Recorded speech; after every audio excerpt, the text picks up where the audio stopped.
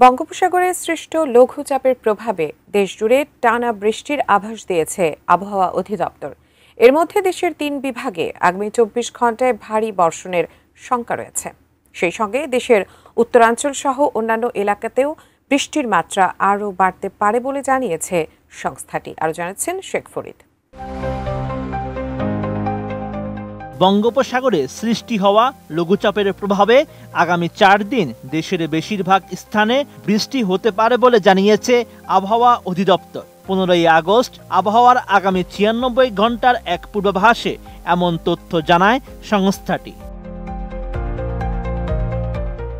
এতে বলা হয়েছে, উত্তর অন্ধ্রপ্রদেশ ও দক্ষিণ উড়িষ্যা উপকূলের অদূরে পশ্চিম মধ্য বঙ্গোপসাগরে একটি লঘুচাপ অবস্থান করছে। এর প্রভাবে মৌসুমী বায়ু বাংলাদেশের উপর মোটামুটি সক্রিয় এবং উত্তর বঙ্গোপসাগরে মাঝারি অবস্থায় রয়েছে। RICL TMX, যুগের পর যুগ স্থাপনা থাকে মজবুত। এমন আবহাওয়ার কারণে দেশের বিভিন্ন অঞ্চলে বৃষ্টি ও বজ্রসহ বৃষ্টি হওয়ার প্রবল সম্ভাবনা রয়েছে। বিশেষ করে ময়মনসিংহ, চট্টগ্রাম ও সিলেট বিভাগের কিছু এলাকায় মাঝারি ধরনের ভারী থেকে ভারী বর্ষণের শঙ্কা রয়েছে। একই সঙ্গে ১৬ই আগস্ট থেকে রংপুর ও উত্তরাঞ্চলের অন্যান্য এলাকাতেও বৃষ্টির মাত্রা আরও বাড়ার সম্ভাবনা রয়েছে। এ সময় দিন ও রাতের তাপমাত্রা সামান্য বাড়তে পারে। আবহাওয়া বিভাগের আগামী ৯৬ ঘন্টার এক বিজ্ঞপ্তিতে বলা হয়েছে, ১৬ই আগস্ট শনিবার রংপুর, ময়মনসিংহ, ঢাকা, চট্টগ্রাম ও সিলেট বিভাগের অনেক জায়গায় এবং রাজশাহী, খুলনা ও বরিশাল বিভাগের কিছু কিছু স্থানে বৃষ্টি অব্যাহত থাকতে পারে।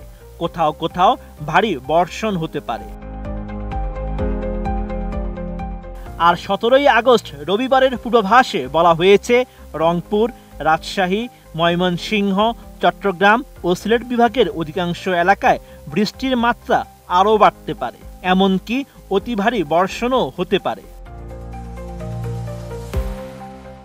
১৮ ও ১৯ আগস্ট আবহাওয়ার বিজ্ঞপ্তিতে বলা হয়েছে, রংপুর, ময়মনসিংহ, চট্টগ্রাম ও সিলেটের পাশাপাশি খুলনা ও বরিশালের বিভিন্ন অঞ্চলে তীব্র বৃষ্টিও হতে পারে। সারা দেশেই কোথাও কোথাও ভারী বর্ষণ হতে পারে। আবহাওয়া অধিদপ্তর আরও জানায়, বর্ধিত ৫ দিনের পূর্বাভাসে বৃষ্টিপাতের প্রবণতা অব্যাহত থাকার সম্ভাবনা রয়েছে। ফলে এ সময়ে নদ নদীর পানি বৃদ্ধি এবং নিম্নাঞ্চলে জলাবদ্ধতা দেখা দিতে পারে।